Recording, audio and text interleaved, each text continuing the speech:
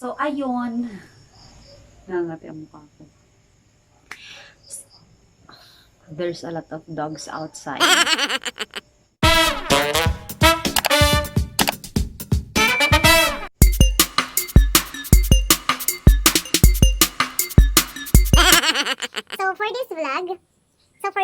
So we are now in vlog number 7. So for this vlog, we are going to discuss about how to divide fractions. So, paano nga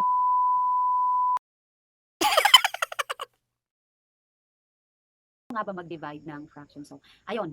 Umapo ang aking energy. So, tara! Let's start our lesson with this. So after going through this lesson, you are expected to divide simple fractions and mixed fractions. So in dividing fraction, you are just going to multiply the first fraction by the reciprocal of the second fraction. In division of fraction, so tatandaan nyo yung term na reciprocal. Ayan. Reciprocal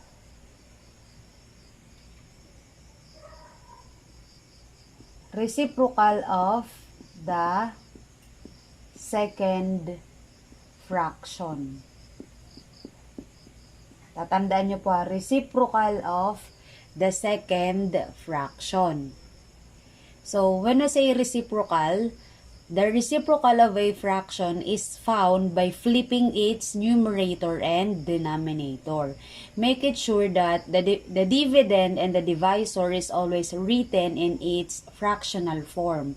Simplify or write your answer in lowest term through cancellation method. So, again, dito pwede nyo i-apply ang cancellation method dahil yung reciprocal of the second fraction, mag-change din po tayo ng operation. Yung division gagawin nating multiplication pagkatapos nating ma-reciprocal. Ayan. So, let's have our first example kung paano nga ba mag-divide ng fraction. Ayan. So, let's say, example number 1 na matatagpuan din po sa inyong module. So, 8/9 divided by 2/3. Ayan. Ang 8/9, yan yung first fraction. Ang 2/3, yan yung second fraction. Ayan. Reciprocal of the second fraction. Ang gagawin lang naman natin dyan, yung sinabi ko kanina na in dividing fraction, simply multiply the first fraction by the reciprocal of the second fraction. Uulitin ko. In dividing fraction, you are going to multiply the first fraction to the reciprocal of the second fraction. Nawala ang term na divide. Ang divide, papalitan mo ng times or magmumultiply tayo instead of dividing kapag ni-reciprocal natin ang second fraction. So, we have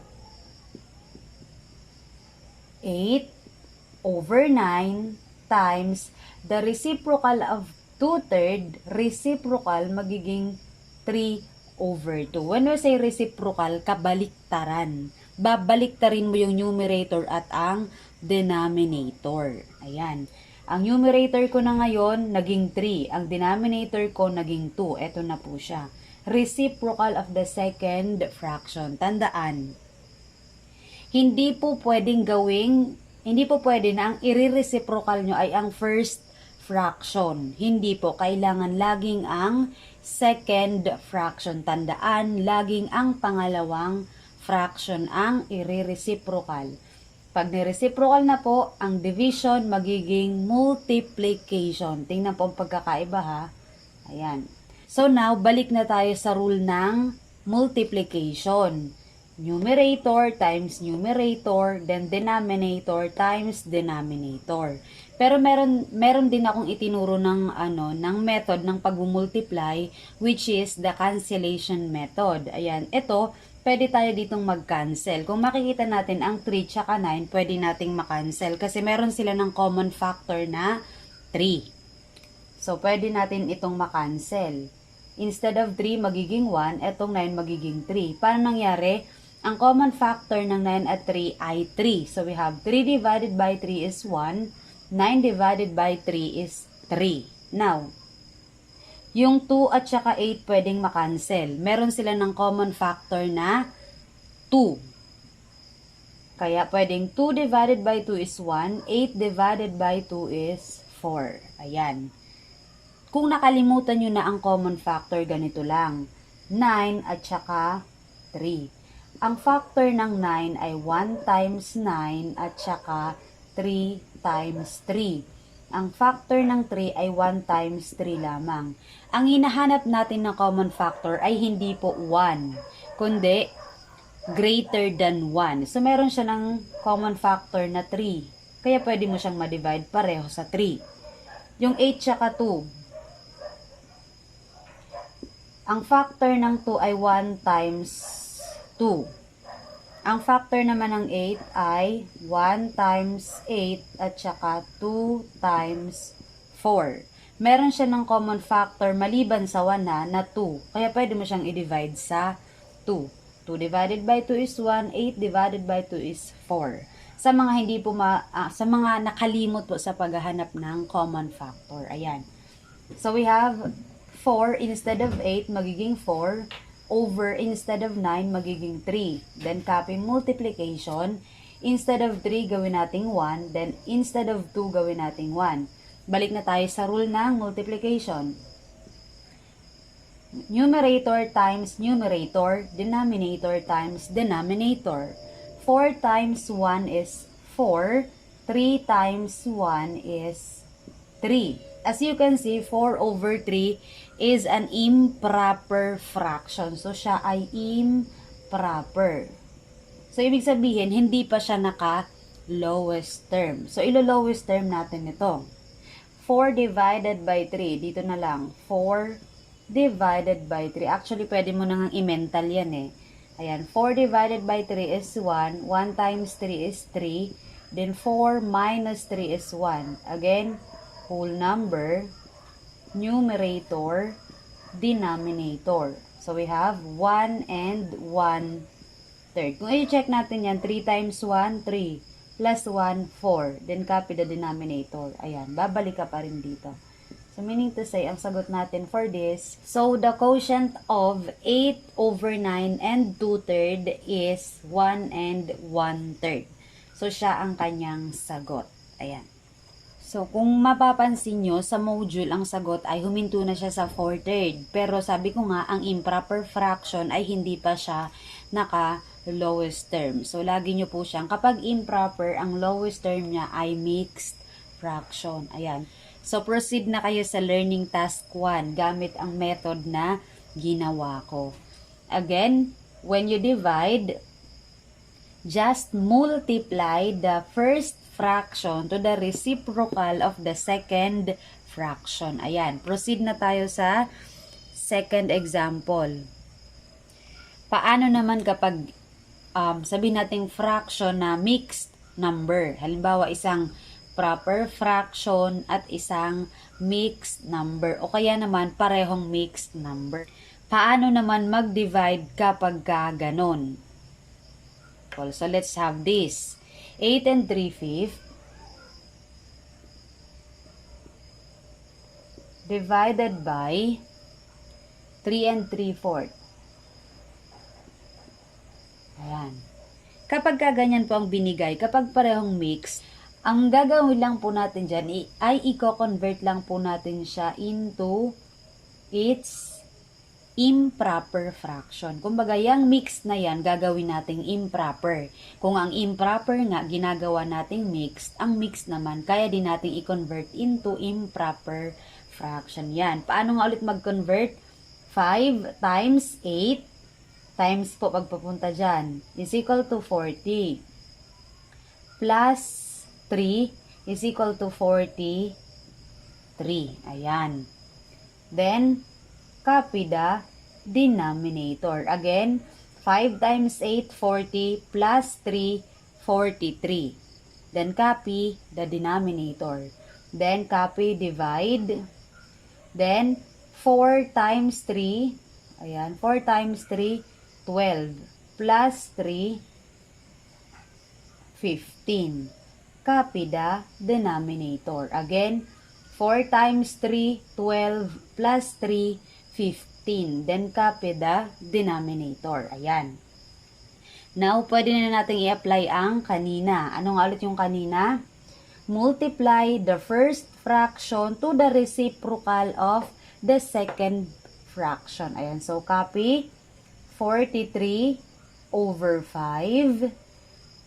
Change division to multiplication. Then, reciprocal 15 over 4. Magiging 4 over 15. Ayan. So now, ito kayang 4 over 15, tsaka 43 over 5. Pwede kaya natin dito i-apply ang cancellation method. Kung makikita natin, parang walang ibang common factor sa dalawa, maliban sa 1. So, hindi natin dito maa-apply ang cancellation method. So, proceed na tayo doon sa rule na numerator times numerator over denominator times denominator. Ayan. So, we have 43 times 4. Paano? Let's say 43 times 4. Pwede tayong mag-mental. 4 na 40, 120. 4 na 40 ay 80, 160. 4 na 3, 12. So, 12 plus 160 is 172. Pero try natin. 4 times 3, 12. Carry 1. 4 times 4, 16. Plus 1, 17. Kaya ang sagot dito ay 172. Ayan. Over 5 times 15. 5 15. Ang dalawang 15 ay 30. Ang 4 na 15 ay 60. 60 plus 15 is equal to 75. Try pa din natin. 15 times 5. 5 times 5, 25, carry 2. 5 times 1, 5, plus 2, 7. So, ibig sabihin yan ay 75. Now, dahil siya ay improper, again, gagawin natin siyang mixed. Paano? O, dito. We have 172 divided by 75.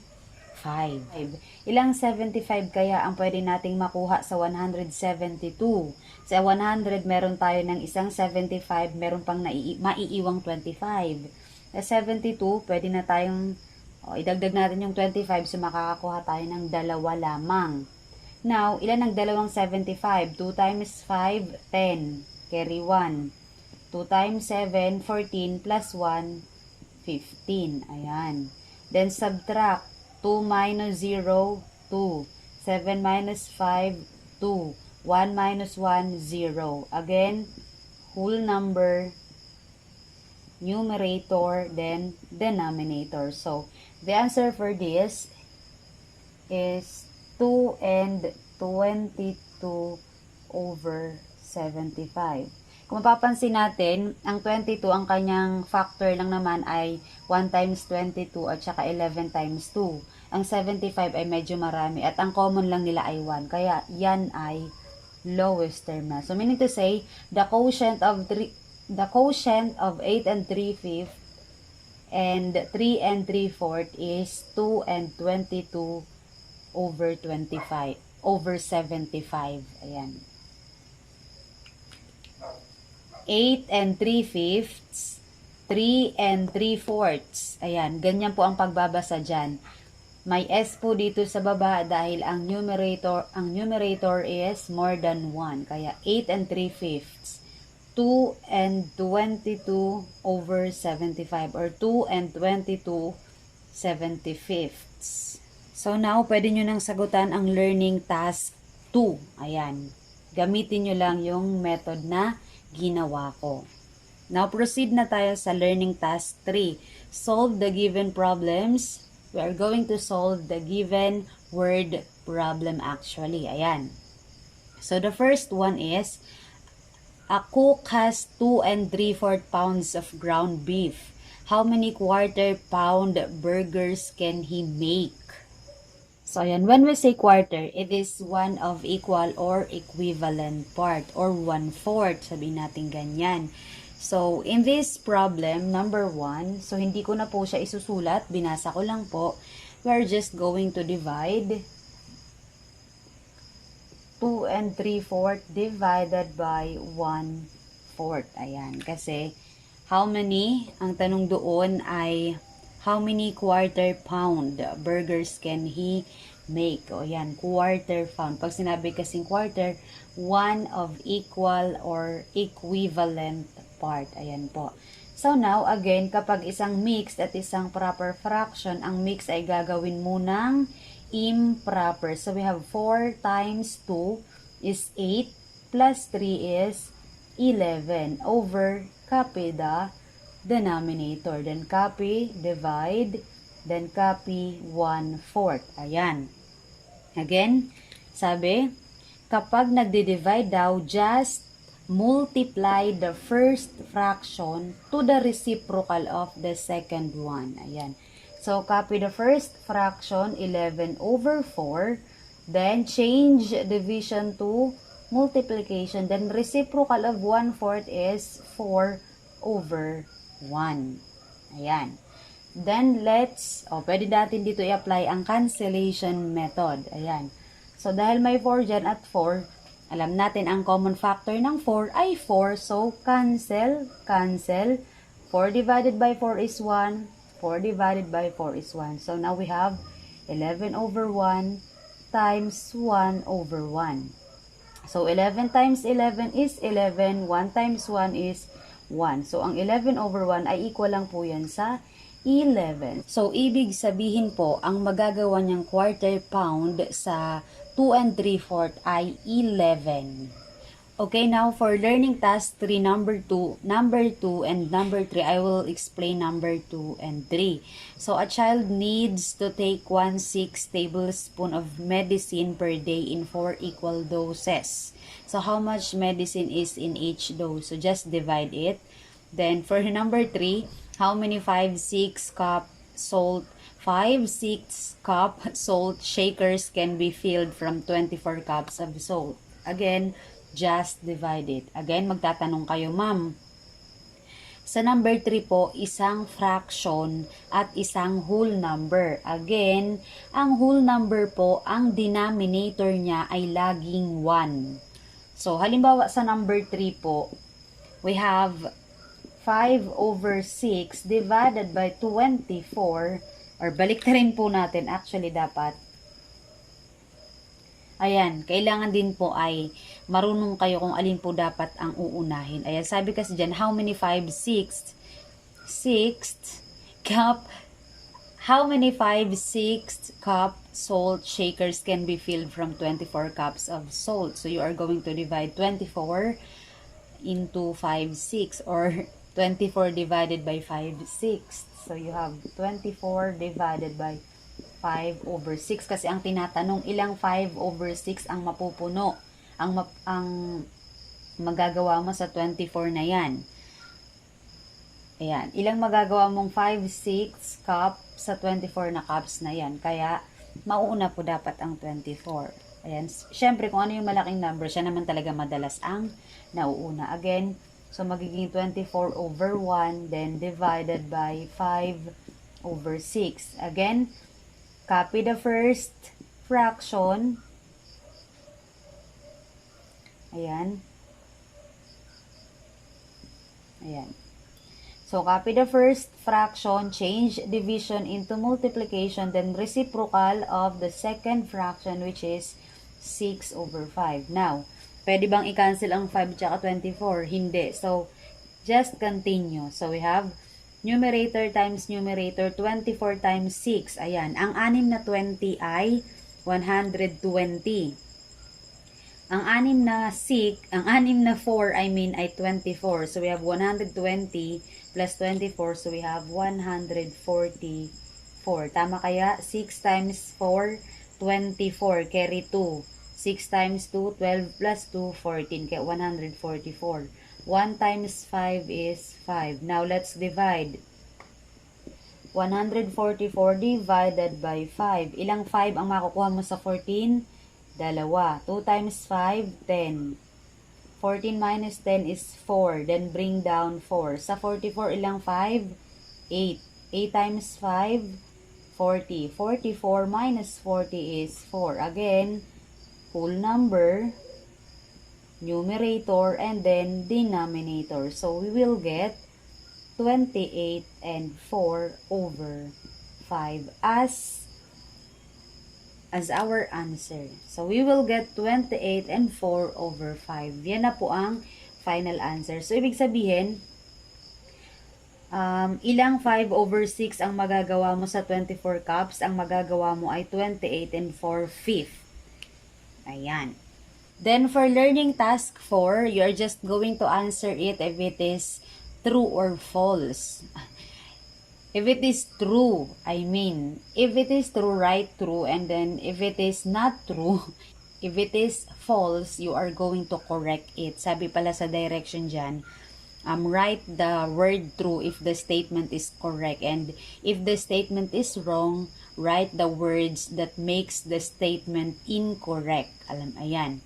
So, kailangan natatandaan nyo po yung mga sinabi ko na ang denominator ng whole number ay laging 1.